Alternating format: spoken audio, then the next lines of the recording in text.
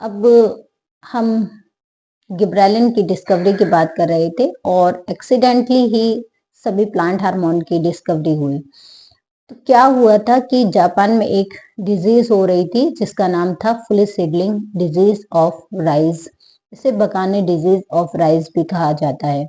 तो एक साइंटिस्ट जिनका नाम था कुरोसावा, उन्होंने देखा कि भाई ये जो डिजीज हो रही है इससे फसल को बहुत ही नुकसान हो रहा है, और वो गए और वहां से सैंपल को कलेक्ट किया और पता लगाया कि ये जो बीमारी है बकाने डिजीज या फुली सीडलिंग डिजीज, ये एक फंगस के द्वारा हो रही है।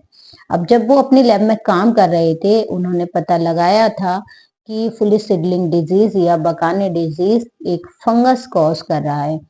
तभी क्या हुआ, बराबर की लैब में दो साइंटिस्ट बैठे हुए थे।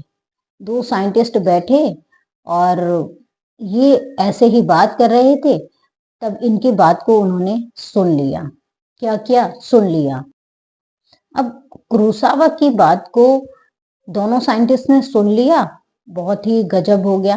क्या हुआ कि जब उन्होंने ये सुन लिया था कि कुरोसावा ने बता दिया है कि भाई ये जो डिजीज है जिसका नाम बकाने डिजीज है, फुली सीडलिंग डिजीज है, ये एक फंगस कॉज कर रहा है, गिब्रेला फंगस कॉज कर रहा है। तो क्या किया, वो जल्दी जल्दी गए बात सुनने के बाद में और गिब्रेला को ले आए और गिब्रेला से फटाफट गिब्रेलिन को आइसोलेट कर दिया। जी हाँ, कुरोसावा की जो डिस्कवरी थी, जो काम कर रहे थे, उनको उन्होंने सुन लिया और सुनने के बाद में गिब्रेला से गिब्रेलिन को आइसोलेट कर दिया।